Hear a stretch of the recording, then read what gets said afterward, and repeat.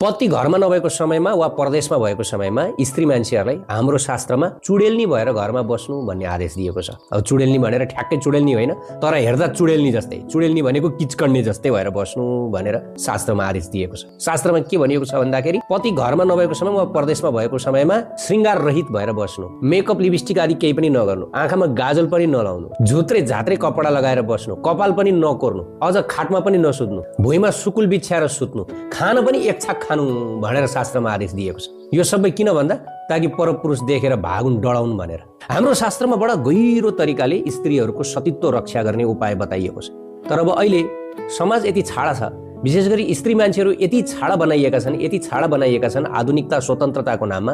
उनीहरू यति संस्कार भ्रष्ट बनाइएका छन्। यो गल्ती उनीहरूको होइन, गल्ती त यो समाजकै हो। समाजले उनीहरूलाई दुरुपयोग गर्न चाहे, तर उनीहरूले पनि आफू कसरी समाजबाट दुरुपयोग भइरहेको छु भन्ने कुरा बुझ्न सकिरहेका छैनन्। यो त कलिको प्रभाव हो। तर पनि सत्य कुरा, अहिले मान्छेलाई सत्य कुरा त पच्दैन। तपाईँहरूमध्ये कतिपयले मेरो यो भिडियोमा नेगेटिभ कमेन्ट्स गर्न खोजिरहनु भएको होला। गर्नुहोस् केही छैन, किनकि मलाई थाहा छ जो सिद्धि प्राप्त गरेको छ उसले प्रसिद्धि प्राप्त गर्दैन, प्रसिद्धि प्राप्त गरेकोले सिद्धि प्राप्त गर्दैन। मैले भनेको कुराहरू जति धेरै मानिसहरूलाई पच्दैन त्यति धेरै मेरो कुरा सत्य हुन्छ भन्ने कुरा यो मलाई विश्वास छ, किनकि सत्य कुरो कमेला पच्छ र यो कुरा सत्य हो। हेर्नुहोस्, हाम्रो शास्त्रमा भनिएको छ कि स्त्री मान्छेहरू केवल आफ्नो पतिको अगाडि मात्रै सुन्दरी बन्नु, उनले केवल आफ्नो पतिको लागि मात्रै मेकअप गर्नु, लिपस्टिक लगाउनु, सिन्दुर लगाउनु, गाजल लगाउनु, राम्रो राम्रो वस्त्र लगाउनु, त्रिलोक सुन्दरी भएर देखाउनु, श्री पतिको लागि। उनी सुन्दरी श्री पतिको लागि मात्र बन्ने हो। तर अहिले ठ्याक्कै उल्टो भइरहेको छ। उल्टो कसरी? हुन त कलियुग उल्टो युग हो। कसरी भन्दाखेरि स्त्री मान्छेहरू बाहिर दुनियाँलाई देखाउनको लागि राम्री भन्छन्। हेर्नुहोस् कति चिटिक्क भएर निस्कन्छन्। घरमा बस्दाखेरि सिन्दुर लाउँदैन, तर बाहिर जाँदाखेरि दुनियाँलाई देखाउनको लागि यहाँ माथिसम्म सिन्दुर लाउने चलन छ। गाजल लाउँछन्, लिपस्टिक लाउँछन्, मेकअप गर्छन्, साडी पनि आहा कुरै नगरौँ, त्यो बाहिर जानको लागि, दुनियाँलाई देखाउनको लागि। तर घरमा पतिको लागि किन देखाउनु पर्यो र? पति मैले पाइसकेँ, बुढो पाइसकेँ, कसको लागि देखाउने भन्ने डायलग दिन्छन्। हो, यही त हो सबभन्दा ठुलो भूत। स्त्री मान्छेहरूको दिमागमा समाजले भरिदिएको सबभन्दा ठुलो भूत। मैले पति पाइसकेँ, बुढो पाइसकेँ, अब मलाई किन पतिको अगाडि राम्रो बन्नु? तर बाहिरी दुनियाँको लागि चाहिँ किन राम्री बनेर हिँड्छौ त? बाहिरी दुनियाँको लागि पनि त तिमी जस्तो घरमा भ्यातली भएर बस्छौ त्यस्तै भएर बस, जस्तो घरमा किचकन्ने रूप धारण गरेर बस्छौ त्यस्तै बाहिर पनि जाऊ नि त। त्यो चाहिँ हुँदैन। फेरि दुनियाँको अगाडि त राम्री बन्नु पर्छ, देखाउनु पर्छ। हो, यही हो सबभन्दा ठुलो भ्रष्ट। आजकल स्त्री मान्छेहरूको स्वभाव, चरित्र, बोली, वचन, आचरण, संस्कार सबैको म भन्दिनँ, कतिपय त अहिले पनि यो शास्त्रीय नियमको पालना गरिरहेका छन्, पति धर्मलाई अहिले पनि अगाडि बढाइरहेका छन्। त्यस्ता स्त्रीहरूलाई त नमन गर्छु। तर अधिकांश स्त्री मान्छेहरूको स्वभाव, चरित्र, आचरण, संस्कार हेर्दा सन्यासी बन्न मन लाग्ने छ। तर सन्यासी बनेर पनि भएन। यहाँका जति पनि स्त्रीहरू छन् सबै फेरि हप्सी गोराहरूले लगिदिन्छन्। यहाँ स्त्री मान्छेहरू बिहे गर्नको लागि नै नपाउने अवस्था आइसकेको छ। त भन्न खोजेको कुरो के हो भन्दाखेरि शास्त्रमा जे लेखेको छ त्यही भइरहेछ। आजकल कुसंस्कारी स्त्री मान्छेहरूले दिने सबभन्दा प्रसिद्ध डायलग के हो भन्दाखेरि मेरो बिहे भइहाल्यो, मैले बुढो पाइहालेँ, म कसको लागि राम्री बन्ने, कसलाई देखाउन राम्री बन्ने? हो, यो सबभन्दा निकृष्ट र घटिया विचार हो। यथार्थमा स्त्री मान्छेहरू आफ्नो श्रीमानकै लागि राम्रो बन्ने हो, आफ्नो श्रीमानकै लागि उनी सुन्दरी बन्ने हो। बिहेको समयमा जुन श्रृङ्गार बाकस किन दिइन्छ भन्दाखेरि हे स्त्री, अब तिमी प्रत्येक दिन बिहान उठ्ने बित्तिकै साधनाको रूपमा आफ्नो शरीर सजाऊ श्रीमानको लागि। आजकलका स्त्री मान्छेहरूलाई कागे बाठो बनाइएको छ। काग धेरै बाठो भयो भने के हुन्छ थाहा छ? उसले गएर काम मुख डुबाउँछ। हो, त्यस्तै भइरहेको छ। आफ्नो पतिको अगाडि सुन्दरी बन्दैनन्, आफ्नो पतिको अगाडि राम्रो साडी वस्त्र, धोती वस्त्र लगाउँदैन। शास्त्रमा त भनिएको छ स्त्रीले सिर्फ साडी र धोती वस्त्र मात्र लगाउनु। यो घरमा बस्दा सुराल, प्यान्ट, कट्टु यी लगाउने कुरा होइन। यी वास्तवमा खाते पहिरनहरू, खाते पातेहरूले लगाउने पहिरन, यी वास्तवमा संस्कारीहरूले लगाउने पहिरनै होइन।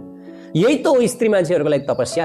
बिहान उठ्ने बित्तिकै सुन्दर साडी लगाउनु, वस्त्र लगाउनु, शरीर सजी सजावट गर्नु, कपाल कोर्नु, मेकअप गर्नु, गाजल लगाउनु, सिन्दुर लगाउनु, कानमा झुम्का लगाउनु र आफ्नो पतिको अगाडि त्रिलोक सुन्दरी भएर देखाउनु। प्रत्येक दिन सुन्दर सुन्दर वस्त्र, अलग अलग वस्त्रले आफ्नो शरीर सजाएर पतिको अगाडि उपस्थित हुनु। बाहिर दुनियाँलाई देखाउनको लागि होइन। बाहिर जाँदा बरु भ्यातली किचकन्ने भएर जानु, श्रृङ्गार रहित भएर जानु। र पतिलाई किन राम्रो देखाउनु पर्यो त? त्यसको पनि गहिरो कारण ऋषिमुनिहरूले लेख्नुहुन्छ कि तपाईँ हेर्नुहोस् न, महादेवजी कति वैरागी हुनुहुन्छ। उहाँ शरीरमा खरानी घसेर बस्नुहुन्छ। उहाँ महायोगी, महात्यागी हुनुहुन्छ। उहाँ बाघको छाला लगाएर बस्नुहुन्छ। उहाँ मसान घाटमा बस्नुहुन्छ। उहाँ नागको माला लगाएर बस्नुहुन्छ। जटाजुट पालेर बस्नु भएको छ। तर पनि पार्वतीजी हेर्नुहोस् त, त्रिलोक सुन्दरी हुनुहुन्छ। कति राम्री, कति सुन्दरी भएर बस्नु भएको छ। पार्वतीजी पनि त जोगिनी भएर बस्नुपर्ने हो नि। उहाँले पनि बाघको छाला लगाएर बस्नुपर्ने, उहाँले नागको माला बेरेर बस्नु पर्यो, शरीरभरि खरानी दलेर बस्नु पर्ने। तर होइन, यो स्त्रीको धर्म हो। पति भले जतिसुकै नराम्रो देखियोस्, रूप न रङको होस्, तर स्त्री मान्छेहरूले पतिको अगाडि आफूलाई अत्यन्त सुन्दरी राख्नुपर्छ। ऋषिमुनिहरूको करङ गर्न सकिन्थ्यो, यति तपस्वी हुन्थे उनीहरू, ख्याउटे हुन्थे, लुरे हुन्थे। तर पनि ऋषिमुनिहरूका श्रीमतीहरू कति सुन्दरी भएर आश्रममा बस्थे थाहा छ? त्रिलोक सुन्दरी हुन्थ्यो कि इन्द्रदेवले पनि आँखा लगाउन पुगेका थिए गौतम ऋषिकी श्रीमतीलाई। भन्न खोजेको यस्ता त्यागी वैरागी ऋषि सन्तहरूका श्रीमतीहरू पनि त्यति सुन्दरी भएर बस्थे। महादेवकी पत्नी पनि त्यति सुन्दरी भएर बस्नुहुन्थ्यो भने अहिले यस्ता आसक्त पुरुषहरूका श्रीमतीहरू चाहिँ भन्छ कसको लागि राम्री बन्नु है, अनि यिनको मन पर स्त्रीहरूमा लाग्दैन।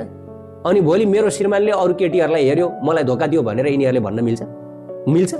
अरे हाम्रो शास्त्रमा त चेतावनी दिया छ त, पुरुषको मन सधैँभरि राम्री राम्री स्त्रीको पछाडि लाग्छ, यो रोक्न सक्दैन। त्यसैले त श्रीमतीहरूलाई घरमा राम्री भएर बस भनिएको। त्यो गर्नाले के हुन्छ, तिम्रो पतिको रक्षा हुन्छ, पतिको मन पर स्त्रीमा लाग्दैन, अनि पतिले तिमीलाई माया गर्छ। जब पति पत्नी बीच एकअर्कामा प्रेम हुन्छ, आकर्षण हुन्छ, त्यसपछि घरमा लक्ष्मी नारायणको वास हुन्छ। त्यो शास्त्रमा लेखिएको छ। आजकल पति पत्नी बीच किन झगडा छ, किन कलह छ? कारण यही ज्यादा जान्ने भएर। कलिले यस्तो यिनीहरूको दिमाग भ्रष्ट गरिदिएको छ, वास्तवमा स्त्रीहरूको यस्तो भ्रष्ट गरिदिएको छ। ल यस्ता उटपट्याङ कुराहरू म किन राम्रो बन्ने श्रीमानको लागि, मैले पाइहालेँ। श्रीमानकै लागि राम्रो बन्ने हो, श्रीमानकै लागि सुन्दरी बन्ने हो, श्रीमानकै लागि मिस वर्ल्ड बन्ने हो, बाहिरी दुनियाँको लागि किचकन्डे हुने हो। ल यो कुरा तपाईँ गर्नुहोस्, प्रत्येक दिन आफ्नो घरमा सुन्दरी भएर बस्नुहोस्, तपाईँको श्रीमानको पर स्त्रीहरूमा लाग्दैन। लागेको छ भने पनि फर्केर आउँछ। घर राम्रो भएन, परिवार राम्रो भएन। तर मूर्खहरूलाई यी उपदेशहरूले काम गर्दैन। अहिले कलियुगमा अधिकांश मूर्ख छन्, स्त्रीहरू महामूर्ख छन्, पुरुषहरू पनि मूर्ख छन्। यिनीहरूलाई सम्झाउनै नसकिने अवस्थामा छ। उही भगवानले कृपा गरेर बुद्धि दिनुभयो भने मात्रै हो, नत्र यिनीहरूलाई लाग्दैन। राधेश्याम, हरे कृष्ण।